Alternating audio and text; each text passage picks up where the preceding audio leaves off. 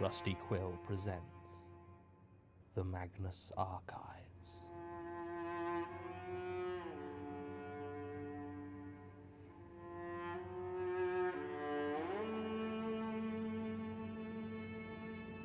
Episode 19, Confession.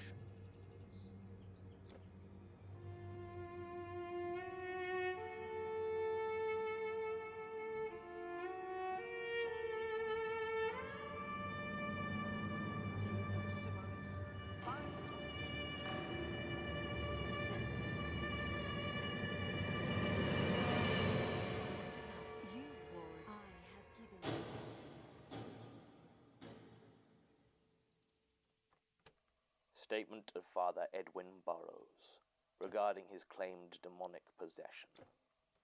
Original statement given May 30th, 2011.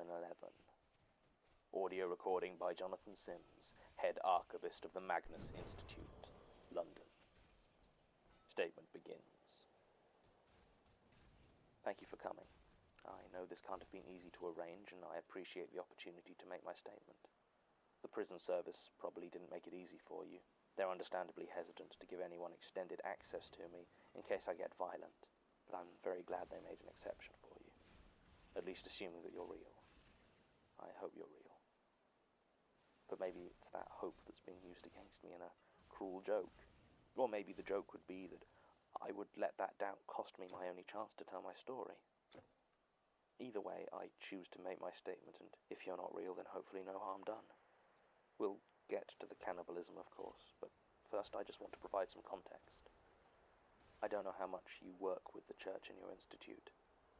You may be surprised that a man of the cloth such as myself, however far from grace I may have fallen, would enlist the aid of an organization dedicated to studying the paranormal. Well, to be honest, it's generally kept quiet, but the Catholic Church is not against belief in the supernatural outside of the official doctrine: demons, ghosts, black magic. It's generally up to the individual how much they believe in these things, and I believe that very much of what you research is real. Dangerous, but real. I've always seen the devil's work as a very tangible thing, and those priests who might speak of them as metaphor or symbol are, I fear, often placing themselves and their parishioners in a position of peril. Sorry, this is becoming a homily. It's just been some time since I've had a chance to express myself like this. I almost don't care if it is on one of its phantasms. So it was only natural, I suppose, that it was relatively early in my vocation as a priest that I trained as an exorcist. It's not something all that special, really. Every diocese should have a trained exorcist available, or failing that a bishop can do it, but 9 times out of 10 the duties of an exorcist are to recommend a good psychiatrist, doctor, or substance abuse program, and bishops don't usually have the time for that.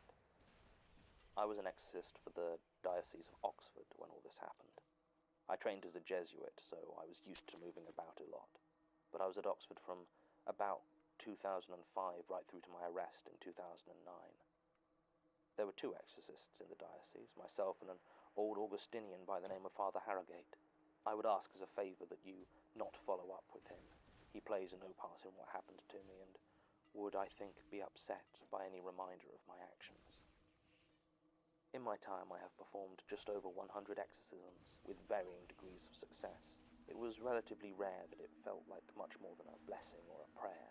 It still helped in most cases, but as one of the most common types of possession is not the exorcist style of speaking in a demonic tongue and floating off the bed, but rather that of an unnatural depression, it was often hard to be sure. It is difficult to say how many were devout believers who came to us with a very natural depression and simply preferred to look to the church than to counseling or medicine.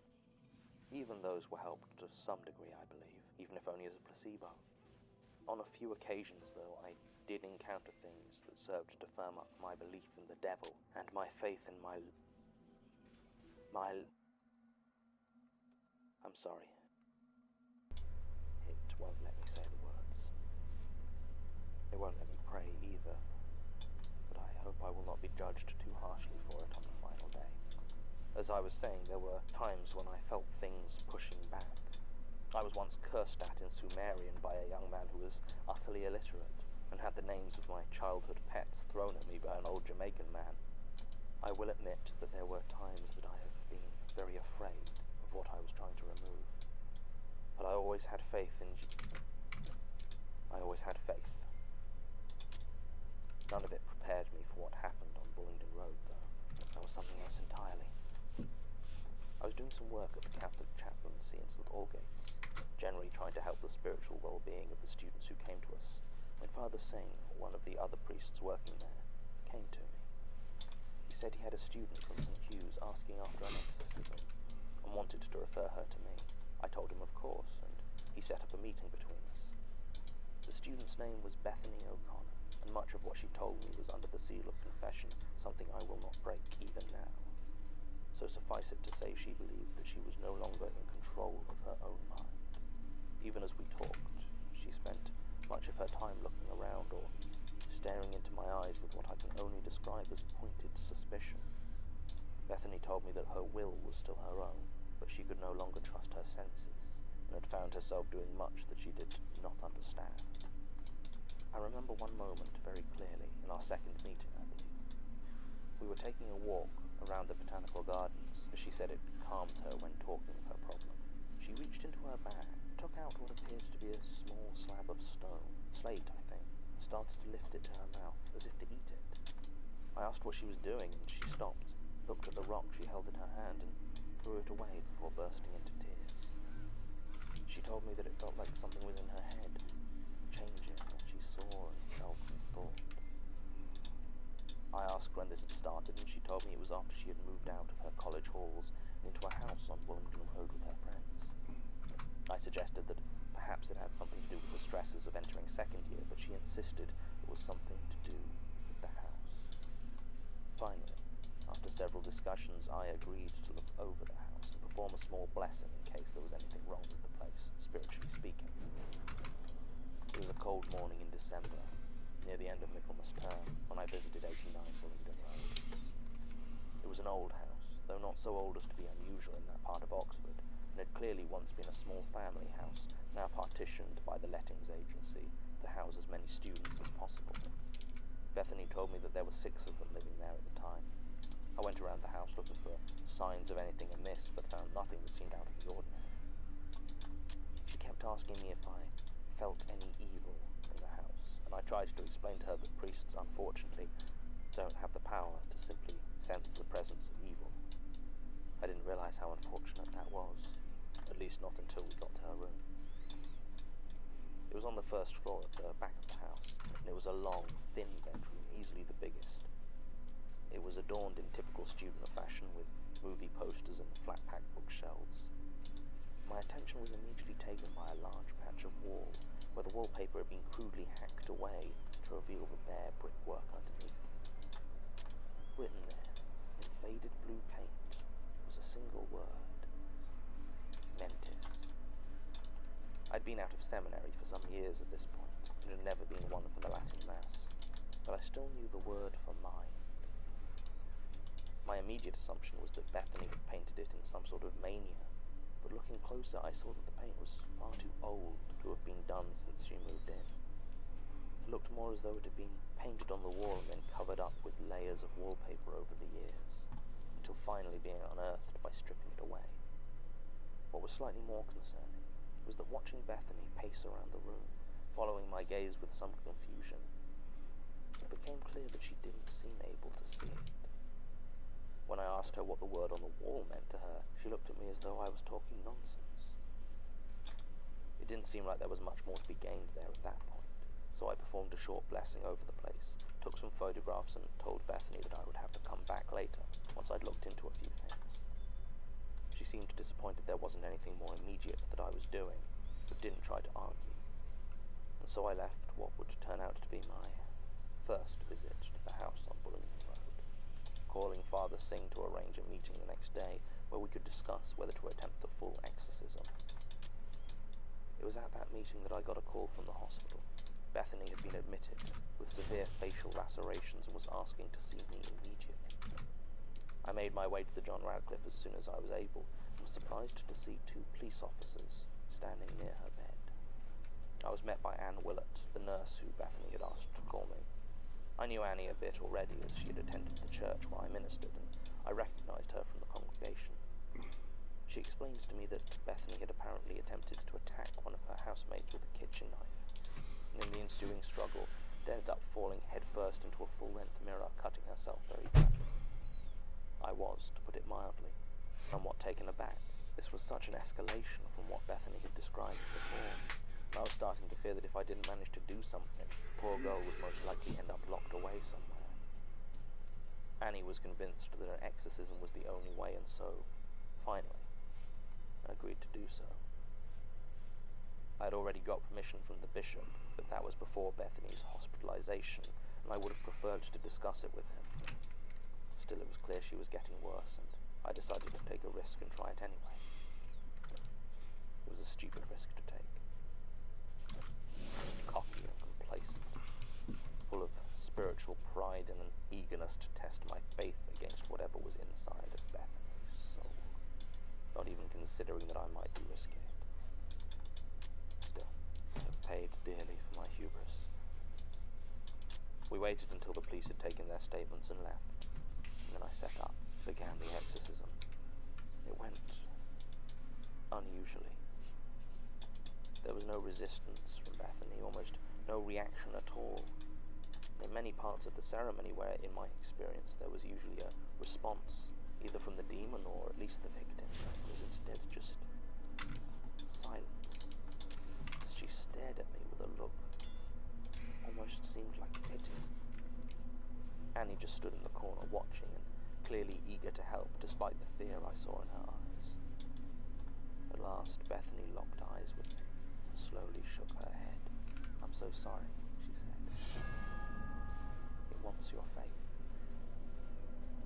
Without warning, she began to convulse, thrashing in obvious pain. I tried to continue the ritual, but the doctors pushed past me, desperately trying to help Bethany as blood began to pour from her mouth that she had bitten into her tongue. In the end, they couldn't save her. Brain hemorrhage, they said, probably from the blow to the head when she hit the mirror. They just hadn't spotted it. I was asked to leave in no uncertain terms, and the doctors made it very clear that I may not have been the one that hit her in the head. They held me very much accountable for her death. I was also given a very thorough dressing down by my bishop, who told me to take a step back and leave the exorcisms to Father Harrogate for a while. Annie almost got suspended over the matter, but in the end was spared further disciplinary action, as she had been simply passing on the wishes of the patient. And for a couple of years, that was it. I felt a great deal of guilt over my involvement with Bethany's death, and I started to drink more than I had before.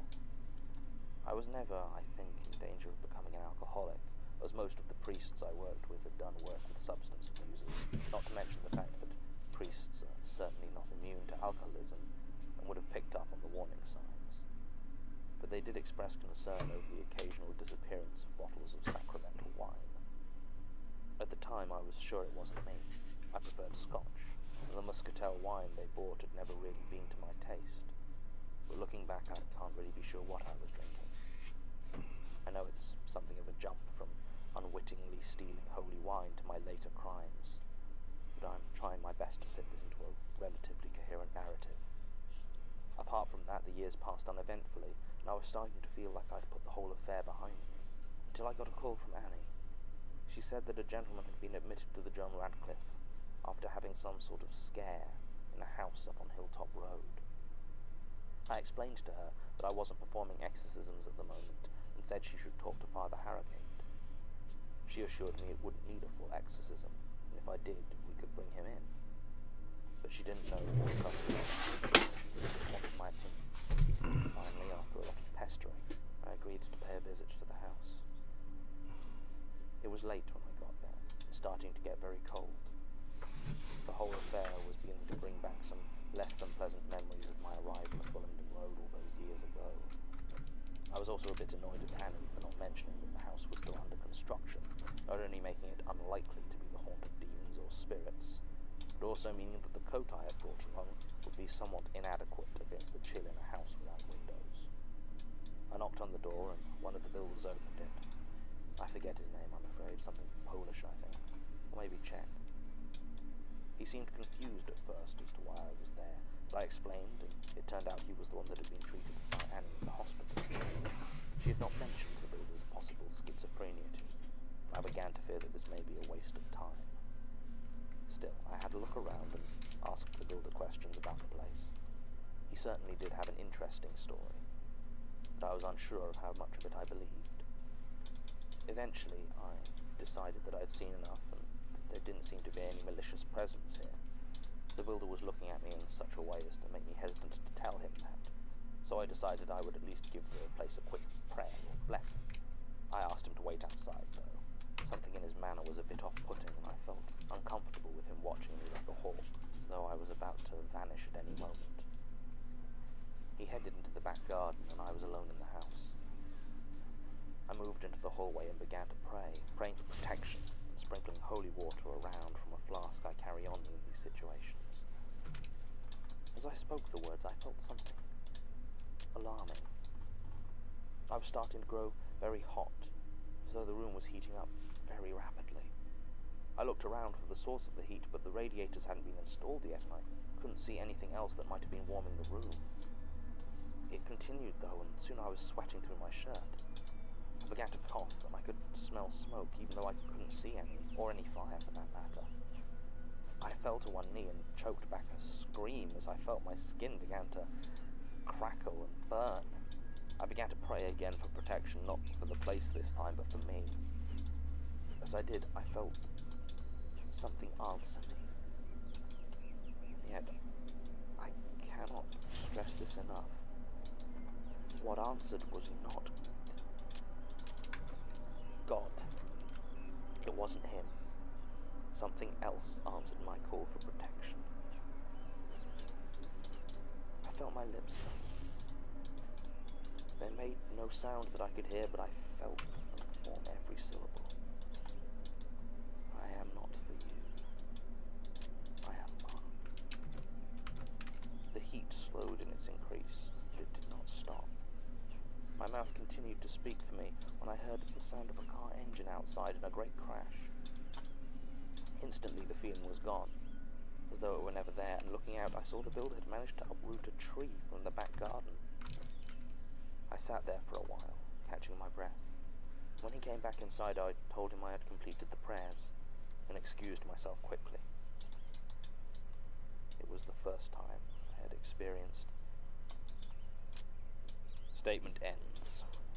Unfortunately, this statement as it stands is incomplete and stops at this point. It does not appear to be the actual end of the document, so I have hopes that the rest is simply misfiled somewhere else in the archives. If this is the case, I will record and add that part when it is found, either by myself or, given the scale of the archive's mismanagement, by my successor when I pass away from old age. With this in mind, all but the most preliminary of investigations into this statement are being put on hold until the rest is found. Most of the details do appear to be correct and match the statement given by Mr. Ivo Lensic in 2007. We did find Father Burroughs' arrest record, though, and I am very curious to see how the events recounted here could have led to the incident in 2009, where he apparently murdered two first-year university students following Sunday Mass, and then peeled off and ate most of their skin. End recording.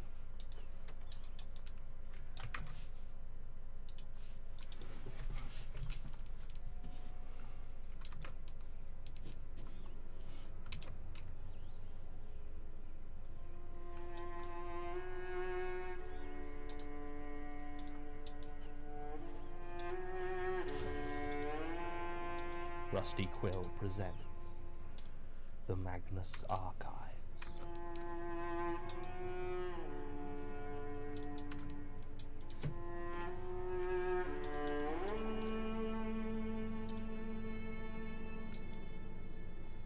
Episode 20, Desecrated Host.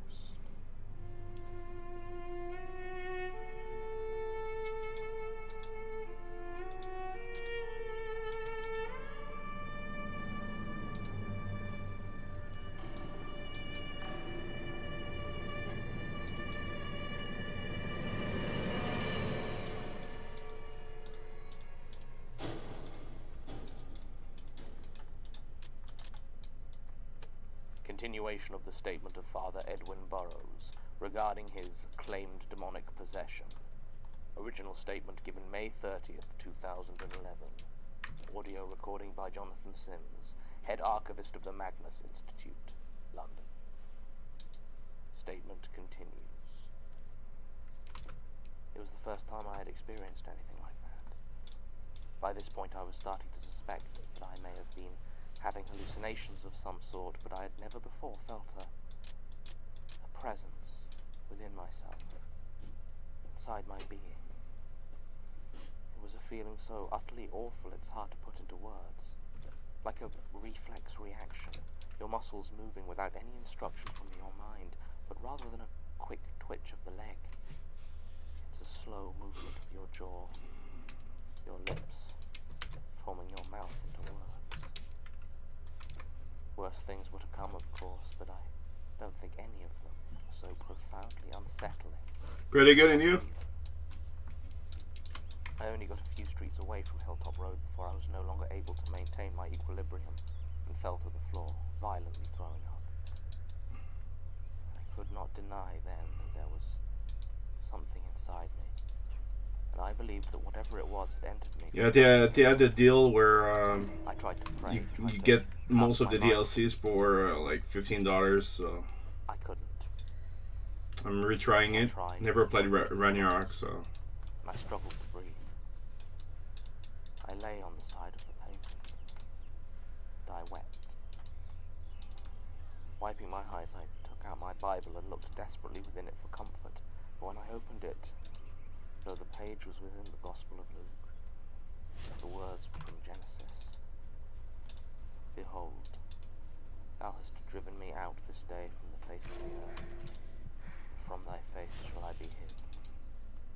And I shall be a fugitive, and a vagabond in the earth. My And it God. shall come to pass that every one that findeth me. It was probably my favorite game like 15 years ago, so I really wanted to try the new DLCs. Yeah, same.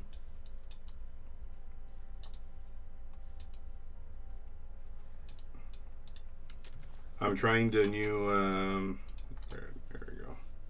The new Rune class.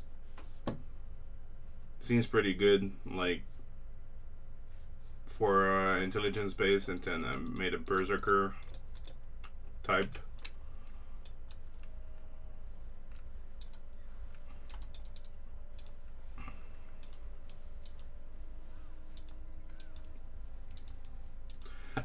From what the review said, the latest DLC is not that good, so I didn't get it, but I got the Ragnarok and the other one.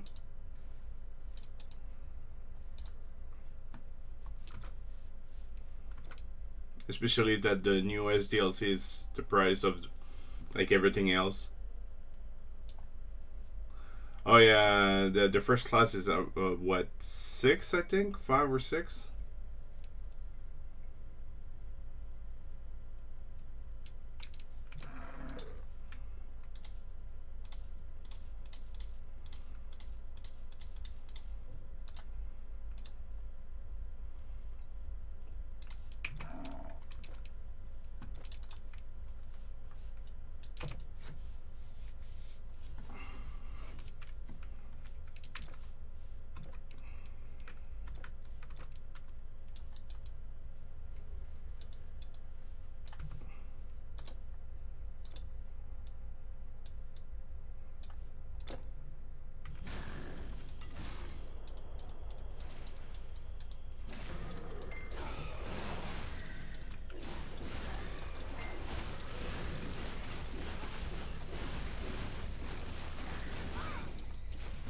Yeah, I'm usually a shield guy, but I played like shield defense and all that like a dozen of time.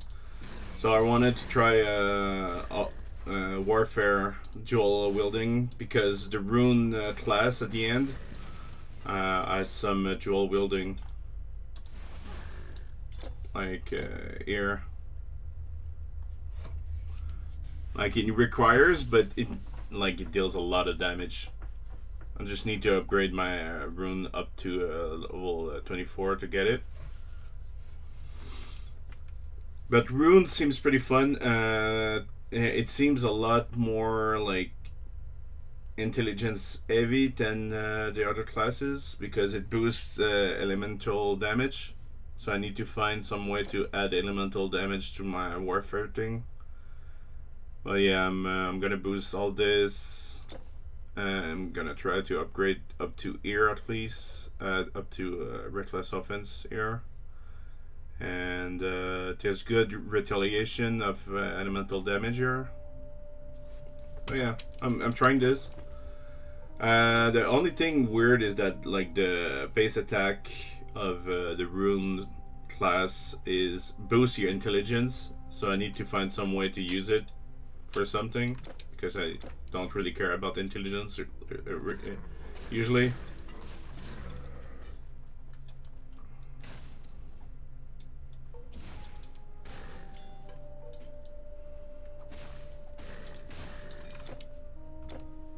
Okay, let's go over here.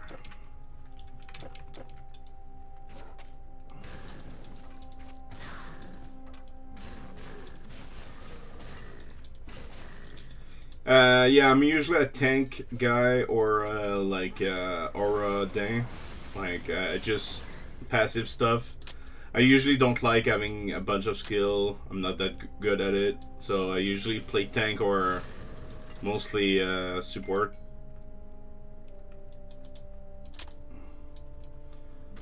I'll probably get another skill here.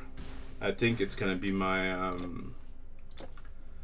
my Warhorn here, just for the stun, so I can survive more, and then I'll boost mostly passive stuff. I think there's some stuff in the rune I'll get also, just so I have like some use of the intelligence.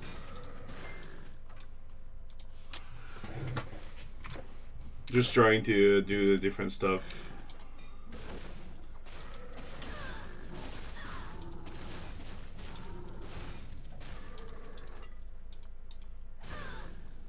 It's a shame that the new DLC is so expensive. I would have got it and maybe mixed it like to do a necromancer or whatever, but nope. My god, calm down, thank you.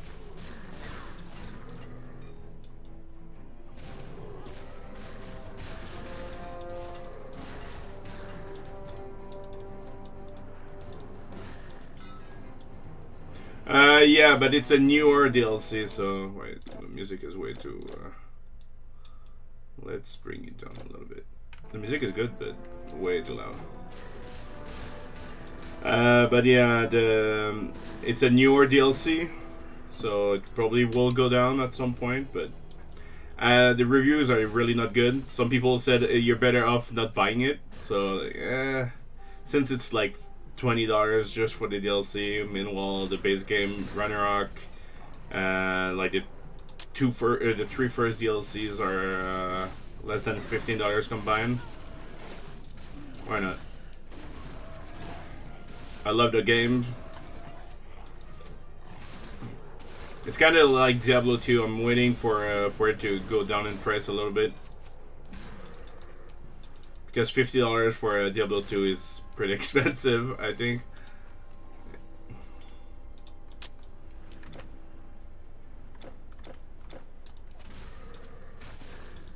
Okay.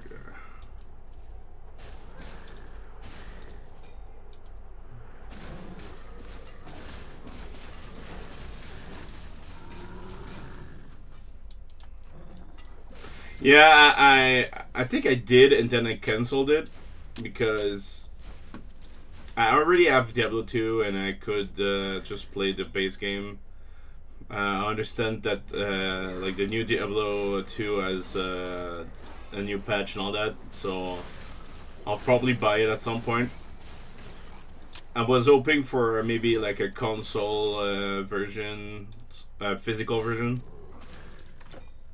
I like having physical stuff. And since PC physical stuff ceased to exist like maybe 10 years ago, Yeah.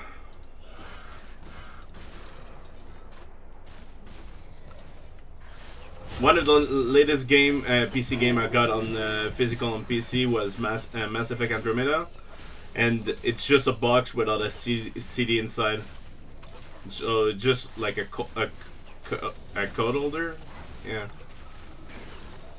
So it serves no purpose at this point. That's pretty much why I switch mostly to console for big games. Might as well get a physical game. And I can always plug my mouse and keyboard.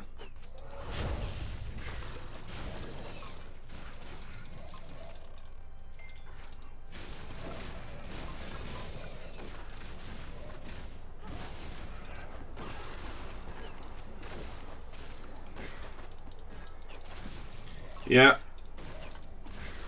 Even Switch game don't have manuals now. It's just all like to some degree it's good because you don't like destroy the forest and all that. You don't pollute as much, but you get less for your money.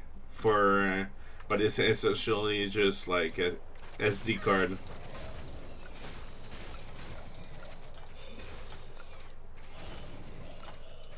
I have like a small collection of old PC game, and they came with manuals, like a ton of stuff.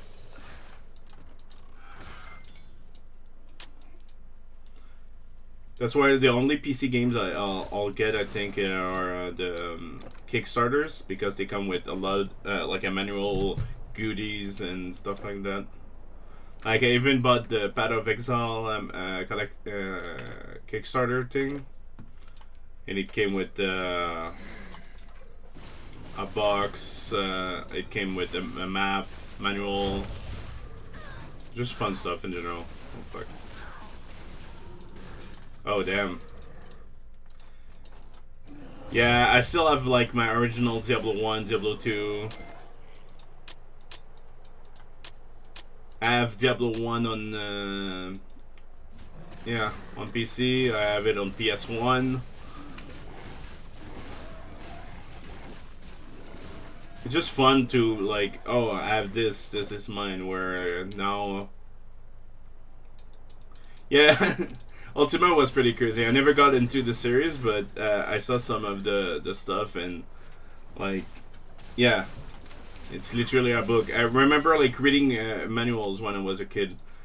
Rune Factory 5 recently just came out, and the Switch version, well, it's only on Switch. My girlfriend got it, and it came with a manual, with a story, with a map. Like, it came with a lot of stuff, and even she was surprised.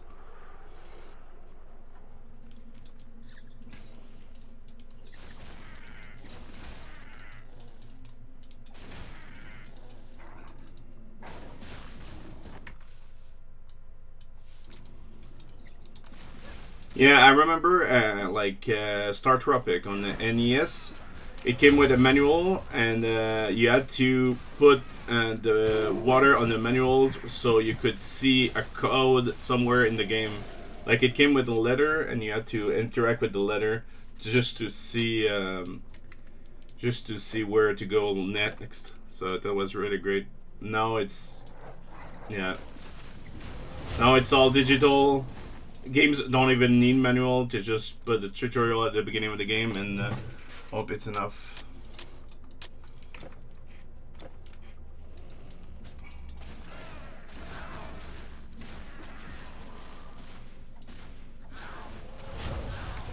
Oh damn.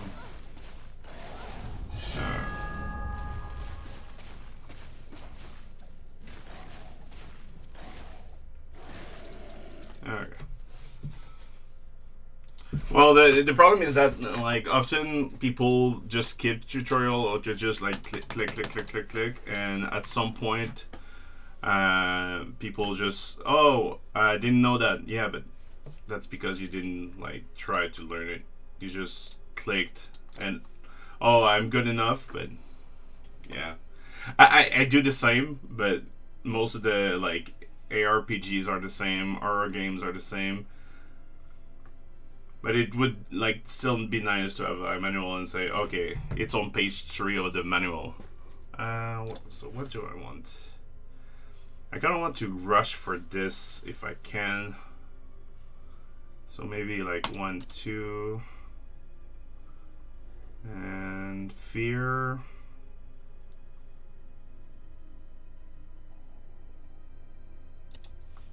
Maybe this. Alright, 1, 2.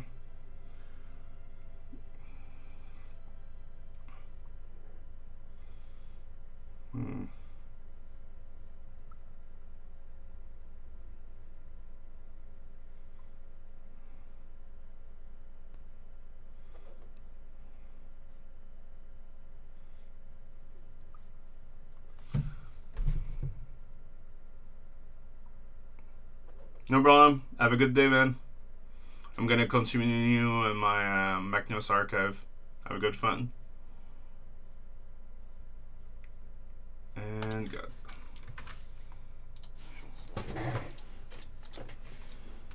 Around that passage, the writing morphed and swam before my eyes, and wherever there were words that might give me comfort, I found them obscured by dark stains. The bile began to rise within my throat again, and I desperately wanted to hurl the book away from me. I held it, though, for just a moment before I placed the small volume once again in my jacket. It took more willpower than I could have believed, but I kept it. I stood up shakily and staggered back to the presbytery. I slept for a long time and missed morning mass, saying I was feeling unwell. It wasn't a lie, of course. I just lay there for hours. There seemed a safety in stillness, as though inaction could do no harm.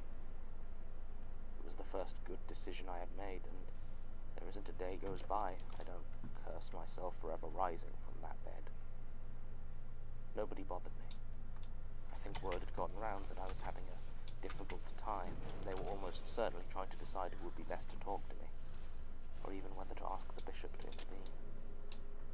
I decided that I needed to talk to Father Singh. I didn't think that he would be able to help me, but he was at least familiar with Bethany O'Connor's case. Perhaps he might have some insight into what was happening. I tried to find him quickly. Wait, what? The faces on each crucifix and painting I passed seemed to twist and sneer at me as I walked. My head was throbbing. The painted blood glistened as though still wet. I'm glad I didn't encounter anyone, for I was staggering so much they would likely have thought I was drunk. Finally, I found Father Singh in the small chapel.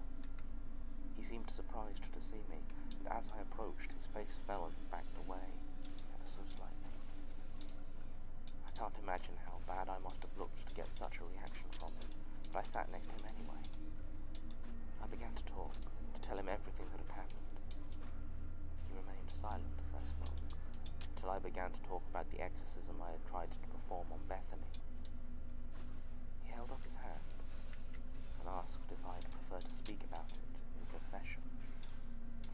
I was momentarily confused and asked him what sin he felt I had committed. He looked at me, and I swear there was almost a smile on his face when he spoke. Spiritual pride, he said, that has led to quite a fall.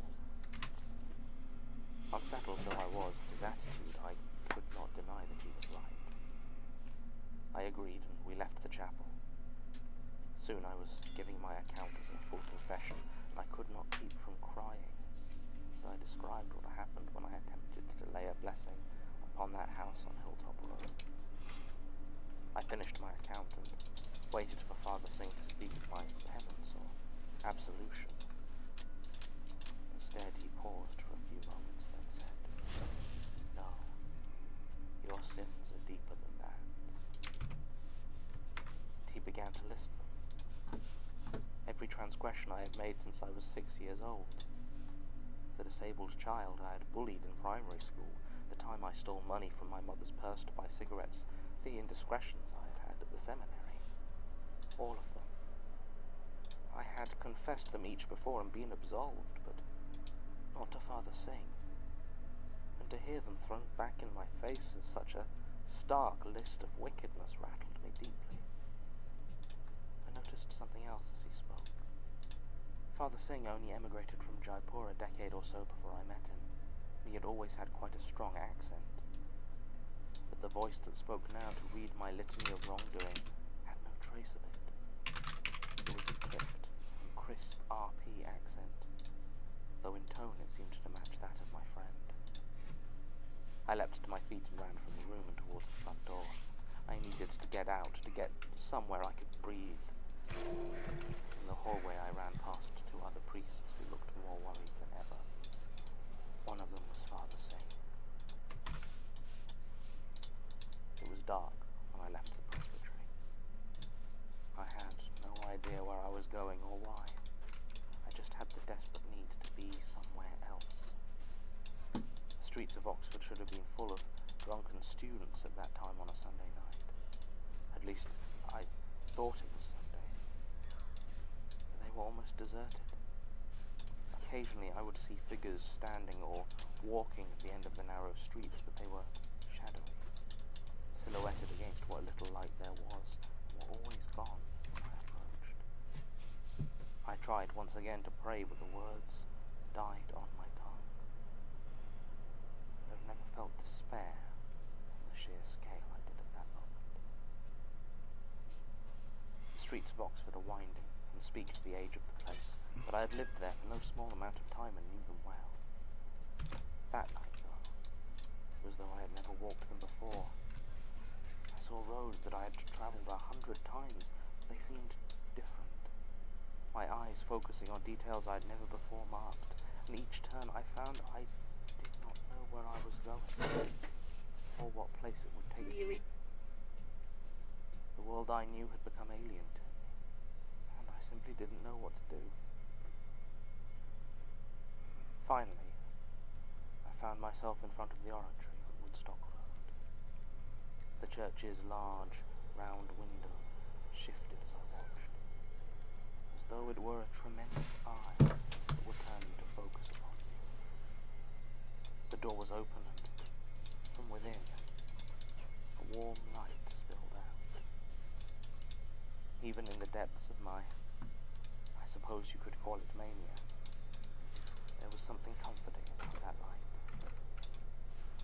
A man appeared at the door. He was tall and pale, dressed as an altar server. I walked up to him. My vision was blurred, though I could not tell you whether it was my state of mind at the time or simply that I was crying. I should have known that something was wrong. I did know that something was wrong, but it didn't matter. I had no fight left within me. So when he told me that it was time for Mass, I simply nodded and followed.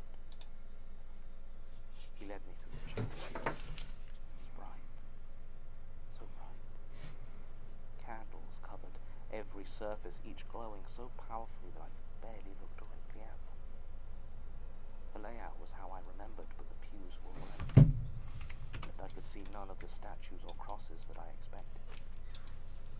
The man led me unresisting into the vestry, where I found my cassock and stole laid out in front of me. The stole was not green, as I would have expected for a normal Sunday Mass, nor was it violet or red or any other liturgical colour. Instead, it was a pale, sickly yellow. I felt the eyes of the altar server upon my back and pressed quickly. At that moment, the bell rang to mark the start of the Mass. It was a single, jarring tone that cut through the air and made me almost double over in pain. So badly did it pierce into my pounding skull. I regained myself, gripping the thin, bony arm of the altar server, and walked out into the church. The pews were full now, row upon row of people, far more than had ever before attended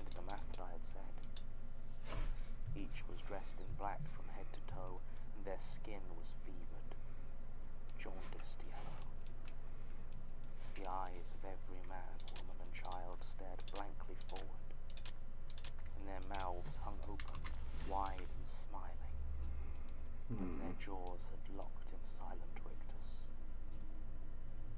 I could have left. I know that now.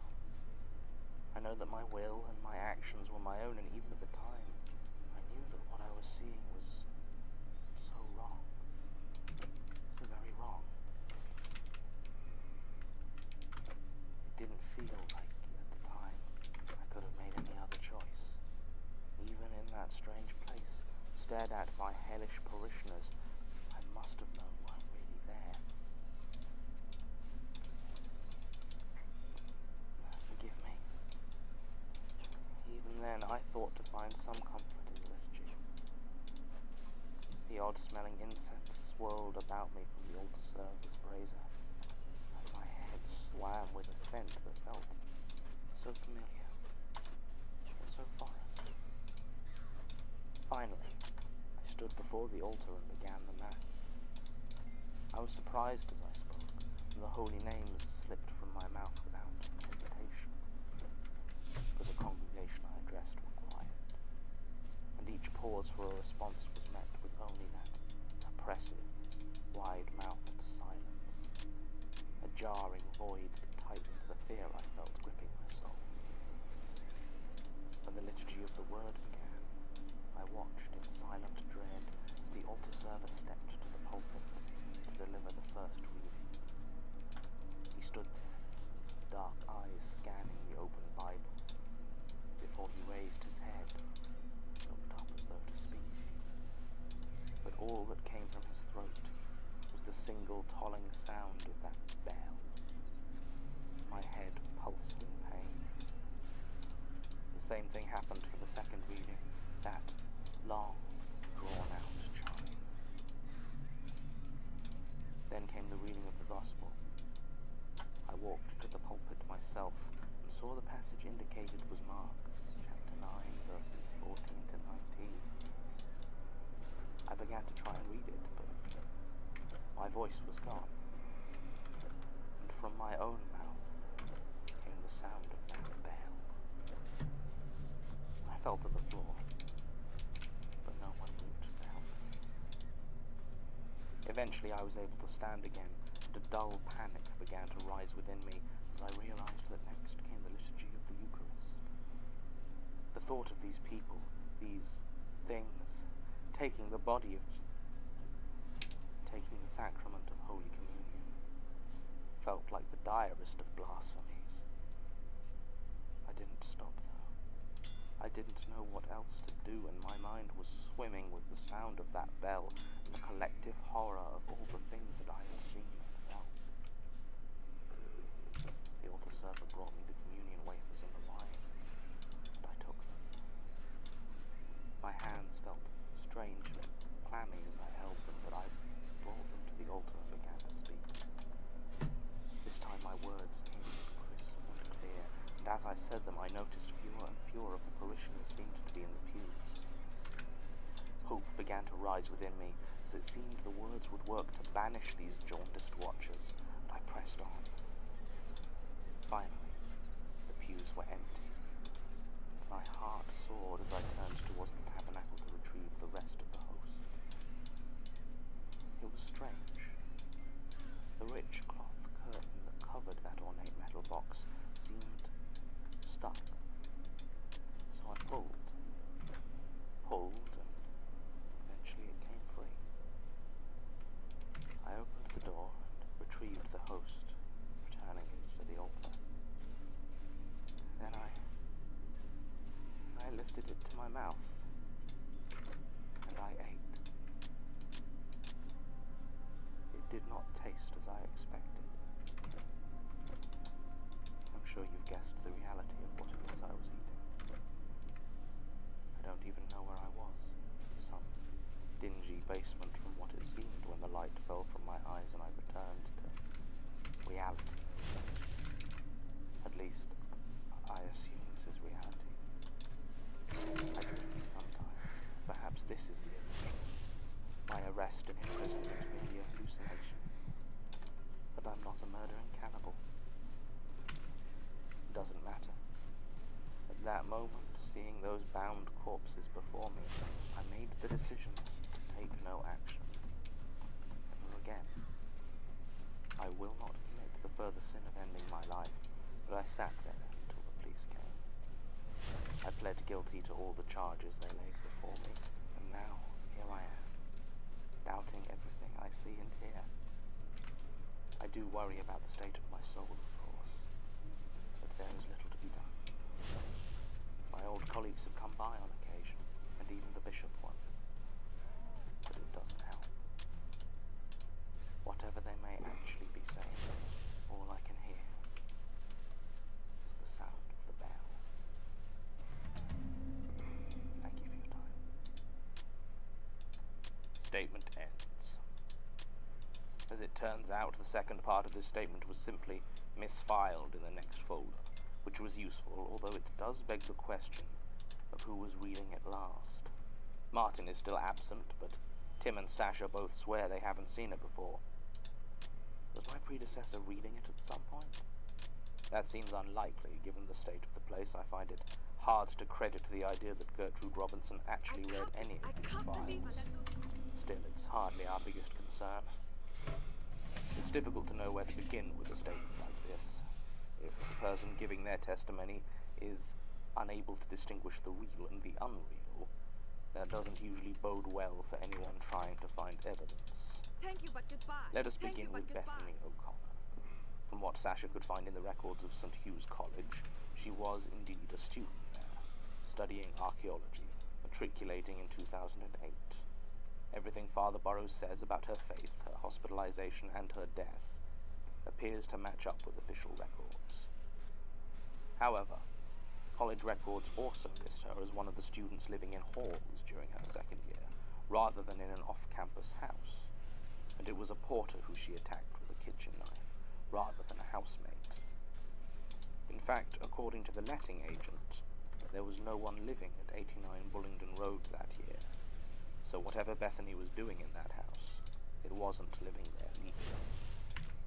Father Burrows' old colleagues from the church certainly remember his falling apart following the failed exorcism.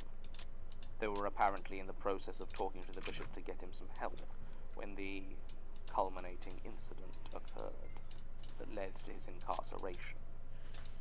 Prior to meeting Bethany O'Connor, none of them had anything but the highest praise for the man. As for the incident itself, Father Burrows was found in one of the back rooms of 89 Bullingdon Road. He was wearing a butcher's apron and sat in front of two students, Christopher Billam and James Mann. They were both tied to chairs and quite dead. Cause of death was listed as blood loss from multiple lacerations all over their legs and torso, as well as removal of both their faces with a sharp blade, possibly a scalpel. The face of James Mann was found to have been partially eaten by Father Burrows. He pled guilty to all charges brought before him and is currently serving 2 life sentences at Wakefield Prison, though HMPS refused our request for a follow-up interview.